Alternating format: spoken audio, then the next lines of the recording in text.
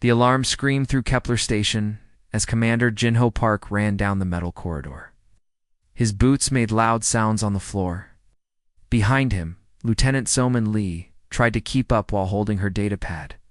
"Sir, we have big problems," Salman said, breathing hard. "The enemy ships are everywhere. Count more than 10,000 of them." Jinho stopped at the command center. Through the big windows, he could see space filled with dark shapes. The Varakthia had come like a storm. Their bioships looked like giant insects with sharp teeth and glowing red eyes. They moved in groups, attacking everything they could find. "How did they get so close without warning?" "They came from dark space, sir. No signals, no noise. It just appeared and started shooting." The station shook hard. Coffee cups fell off tables. People grabbed walls to stay standing. Outside, Jinho watched one of their defense platforms explode in bright orange fire. The metal pieces floated away like leaves in the wind. "What about our defense fleet?" Jinho asked. So Dashmin checked her numbers. "We had 12 ships protecting the station, now we have 3. The others are gone." Medical Officer Haijin Kim ran into the room. "Sir, we have wounded people coming in fast. The medical bay is full. We need more space and more supplies." Some were human. Some were aliens with blue skin or 4 arms. They all looked scared. "How many people live on this station?" Jinho asked. 50,000, sir, Dongwu answered. "Humans, Altarians, Velkans, and others. Many families with children, another." Explosion made the lights go out for a few seconds. When they came back, Jinho saw more enemy ships on the screen. They moved like real insects, working together, surrounding the station from all sides. "Sir, I have the Allied fleets on communication," Soman said. Jinho took the communication device. "This is Kepler Station requesting immediate help. We are under attack by Varakthi forces. Please send ships now. Our experts say it cannot be one. We are sorry, but we cannot risk our ships." Jinho felt cold. "What do you mean you cannot help?" "The Varakthi numbers are too high. Any rescue fleet would be destroyed.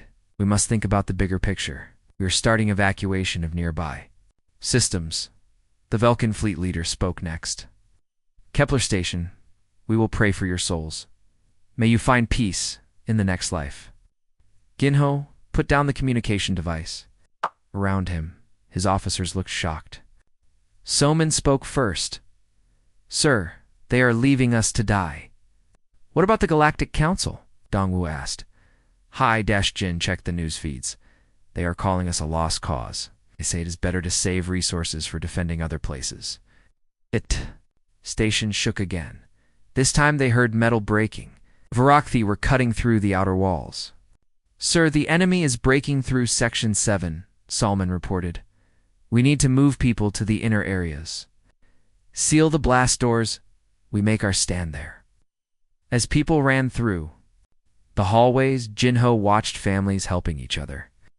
A human father carried an alien child, while the child's mother helped an old human woman walk. Even in danger, people took care of each other. Sir Haijin said quietly, "Should we send a message to Earth?" Jinho thought about it. Earth was very far away. 3 weeks travel time at best. By then, the station would be gone and everyone dead. But maybe someone should know what happened here, as he said. "Send it on all frequencies. Tell them Kepler. Station requests immediate assistance. Tell them what happened here." Salman worked on her computer. "Message sent, sir. But Earth is so far, ... "I know," Jinho said, "but they should know. Someone should know we tried." Outside, more Varakthi ships arrived. They filled the space around the station like a dark cloud. Their bioships made scary sounds that came through the walls.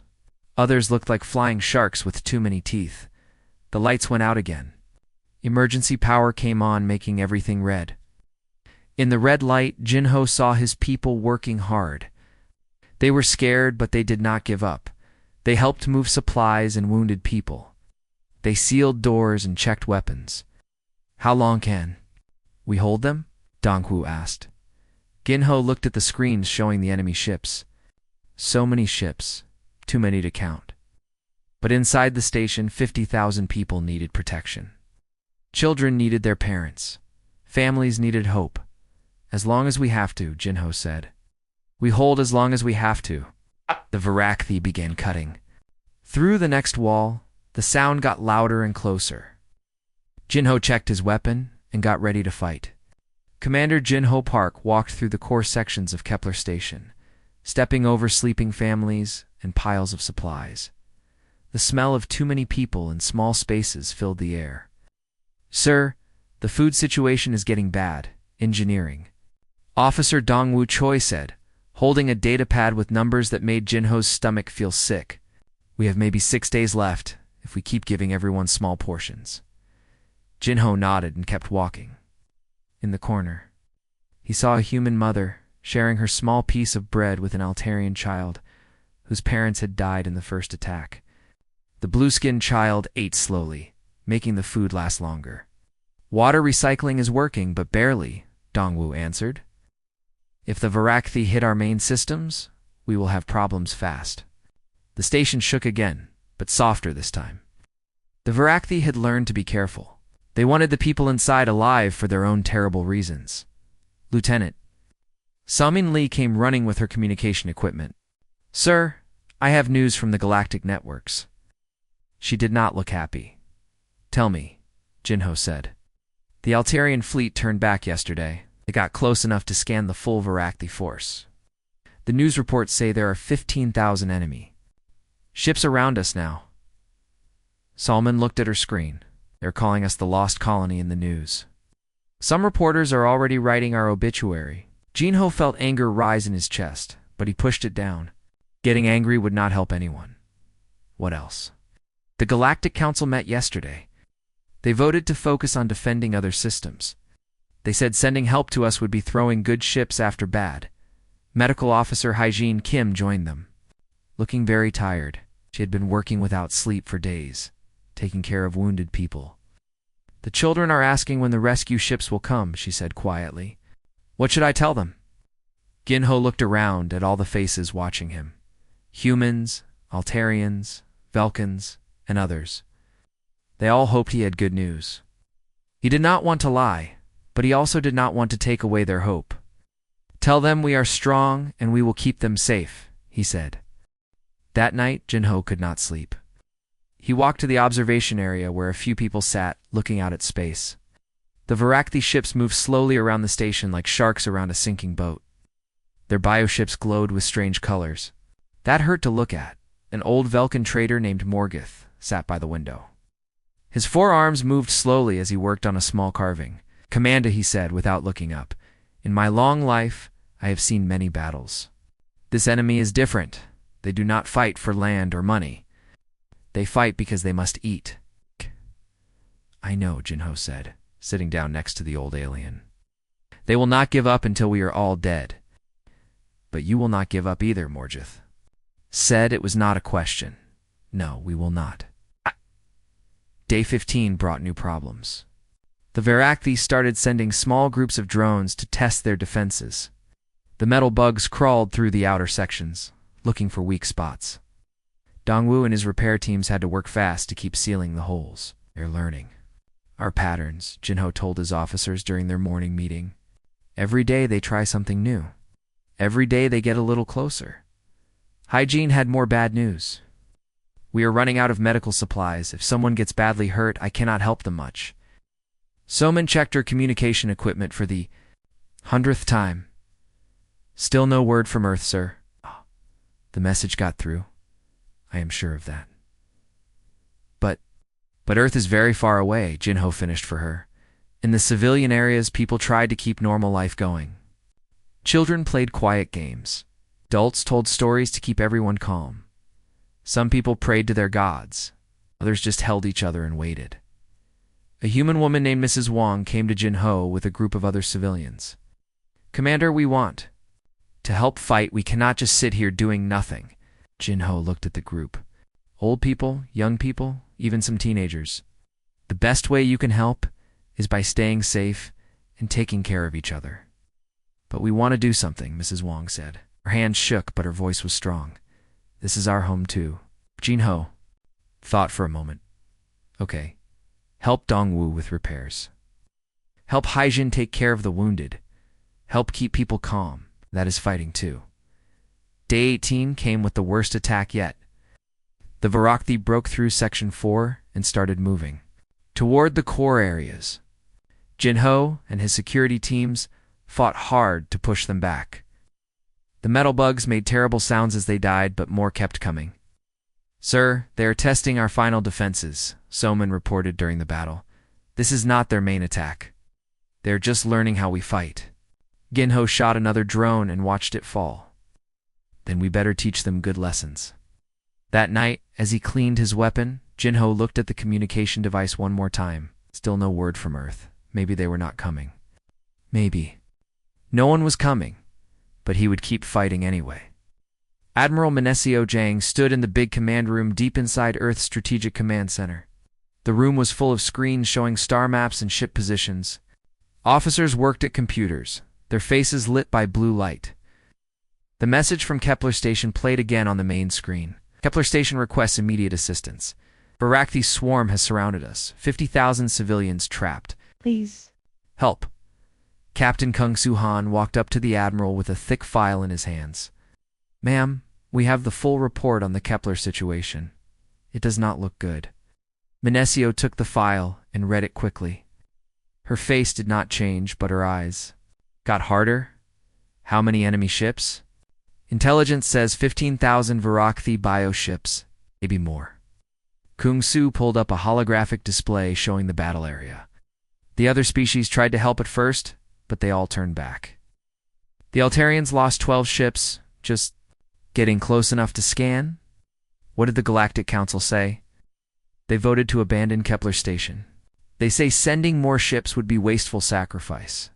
The exact words they used were, acceptable losses for the greater good.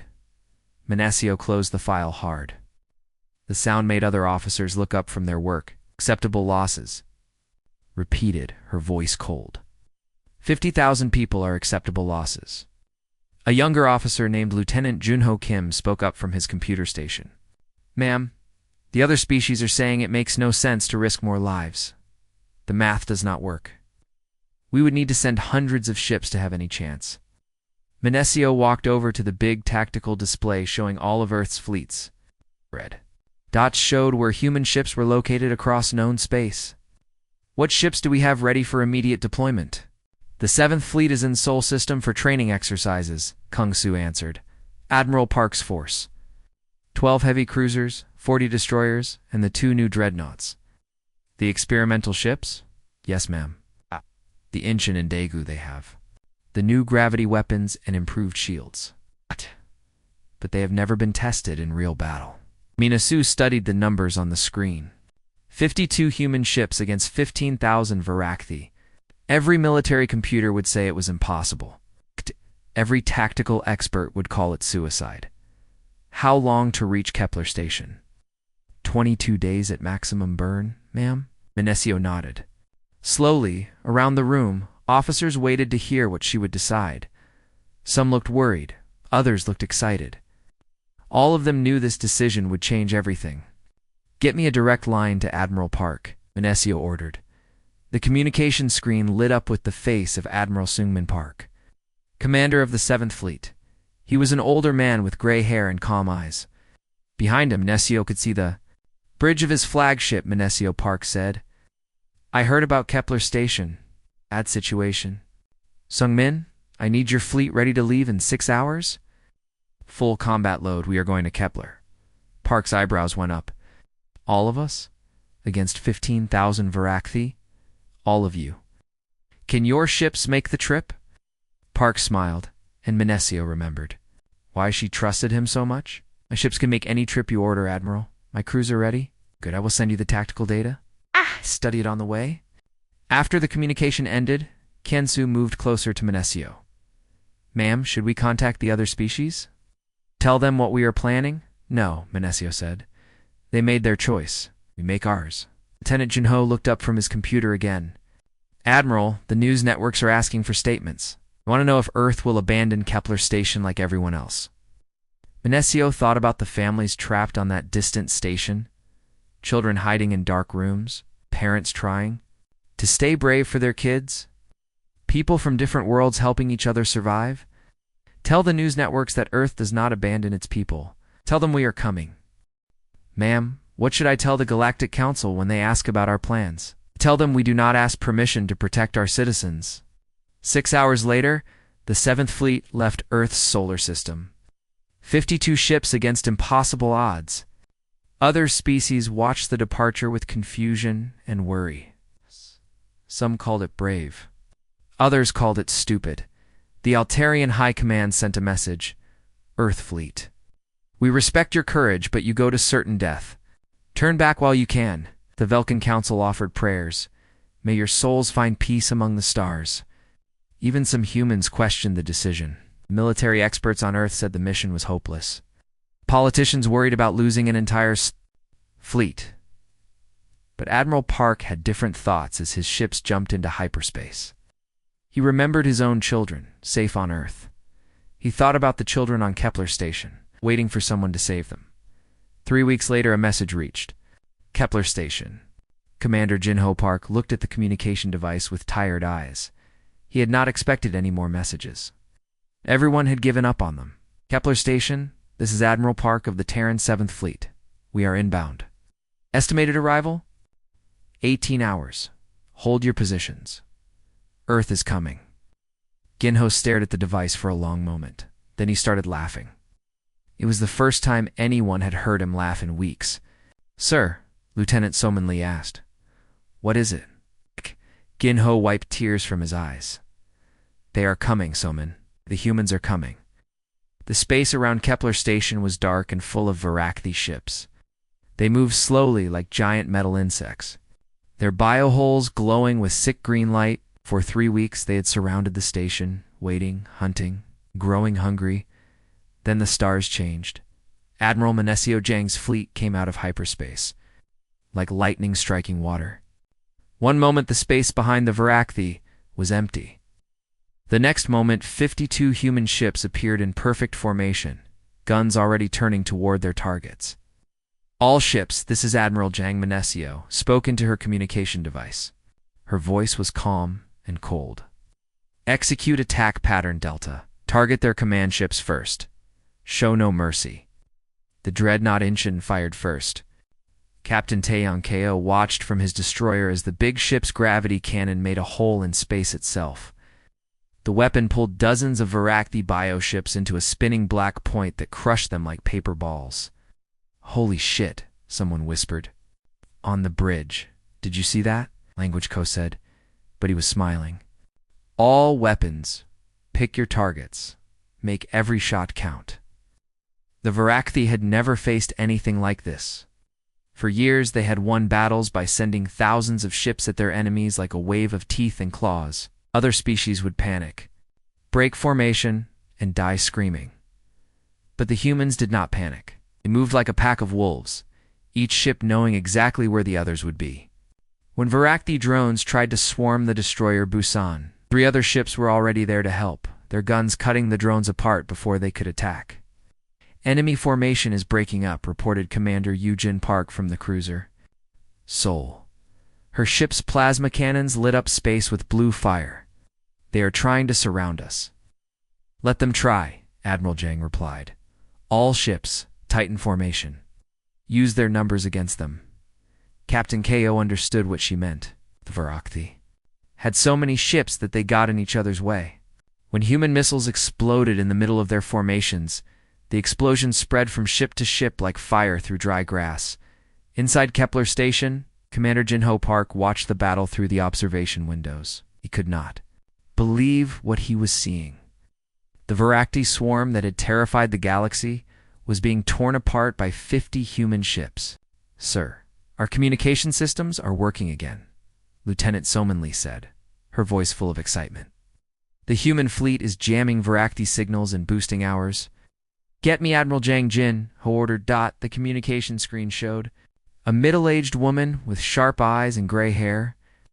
Behind her, Ginhal could see the bridge of her ship shaking from weapons fire, but her voice was steady. Commander Park, this is Admiral Jang. How are your people holding up? You're alive, thanks. To you, Jinho said. But Admiral, there are so many enemy ships. How can you win?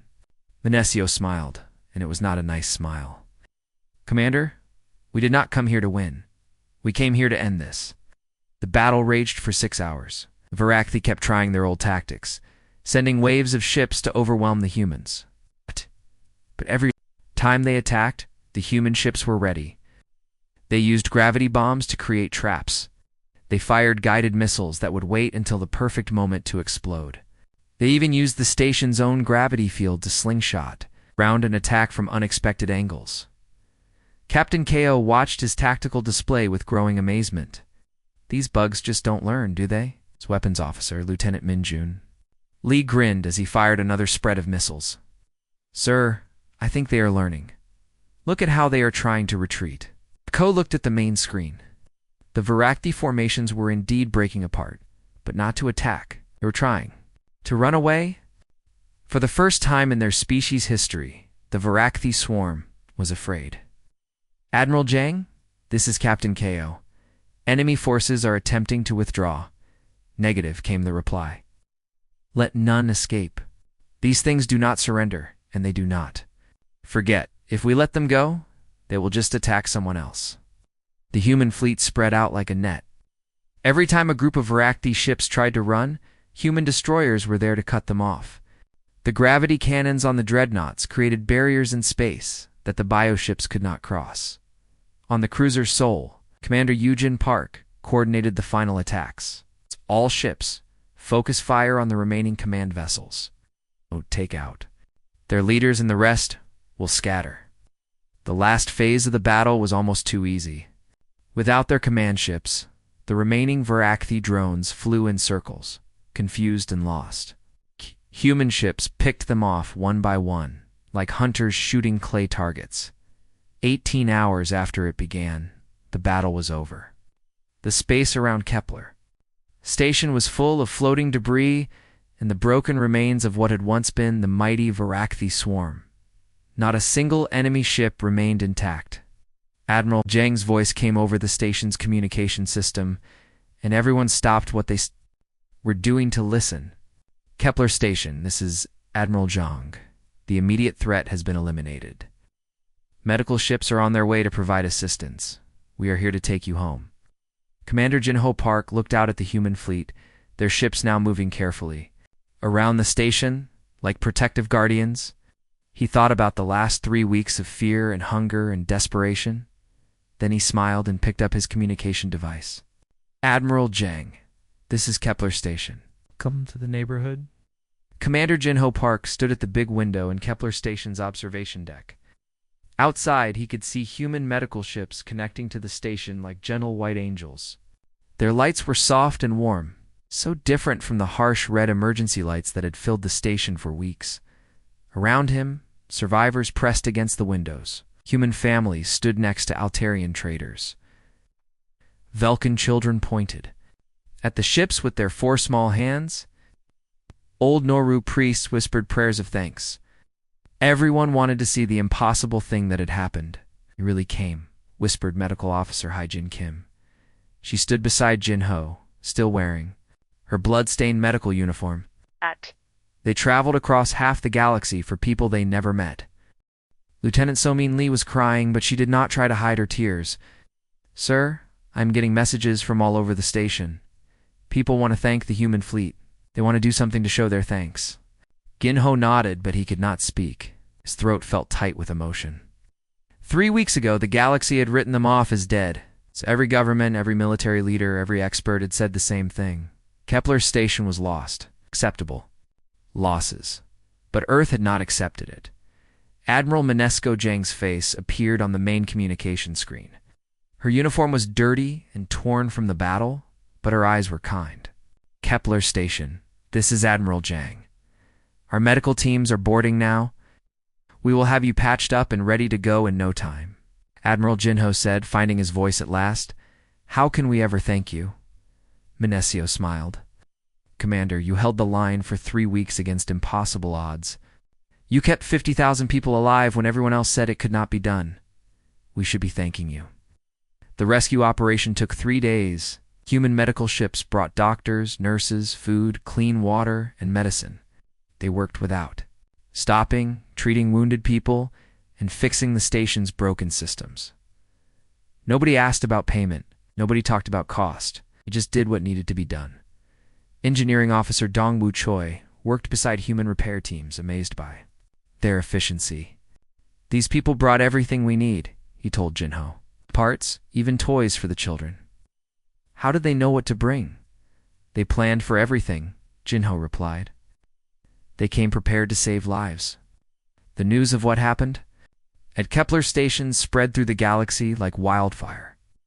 Every species watched the recordings of the battle with shock and disbelief. The mighty Varakthi swarm, terror of 12 star systems, had been destroyed by 50 human ships. On the second, Daejinho received a communication from the Altarian High Command. The blue-skinned alien leader looked embarrassed and ashamed. "Commander Park, this is High Admiral Zeph Tai. We want to apologize for abandoning your station. We... We did not think it was possible to win." "I understand," Jinho replied. "Made the choice you thought was right, but the humans made a different choice. They showed us what real courage looks like." Similar messages came from other species. The Velkin Council sent formal apologies. Even the Galactic Council issued a statement praising human determination and tactical excellence. But it was the message from deep space that really changed everything. So Dashmin brought the communication to Jinho on the 3rd day. Her hands were shaking as she held the datapad. "Sir, you need to see this. It is from the Varakthi homeworld." Jinho read the message 3 times before he believed it. For the first time in their species' recorded history, the Varakthi had designated a zone as forbidden territory. Any system under human protection was to be avoided completely. "They are afraid," Salman said quietly. "The Varakthi swarm is afraid of us now." Admiral Zhang visited the station personally before the fleet left. She walked through the civilian areas, talking to families, meeting the children who had survived the siege. An Altarian child named Kefra, whose parents had died in the first attack, ran up to her with a drawing. "I made this for you," the child said in broken human language.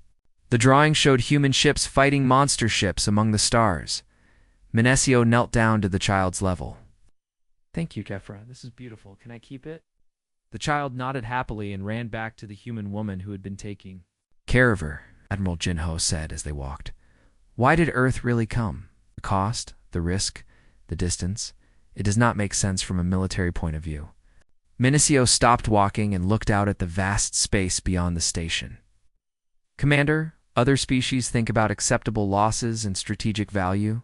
We think about something different." "What is that?" "We think about the promise we made when we joined the galactic community. Promise to stand with our allies, to protect the innocent, to never abandon those who trust us." She turned to look at Jinho. "A promise is not strategic. A promise is sacred." As the human fleet prepared to leave, Earth's government sent a message to every species in the galaxy. It was short and simple, but everyone understood its meaning. Touch our people, face our fleet, no exceptions. Commander Jinho Park watched. The human ships jumped back into hyperspace, carrying the message that would change galactic politics forever. Earth had not just saved Kepler Station. They had announced to the universe that humanity would never abandon its friends. The age of Earth as the galaxy's protector had begun, and across the stars 50,000 grateful voices whispered the same words. "Thank you for coming."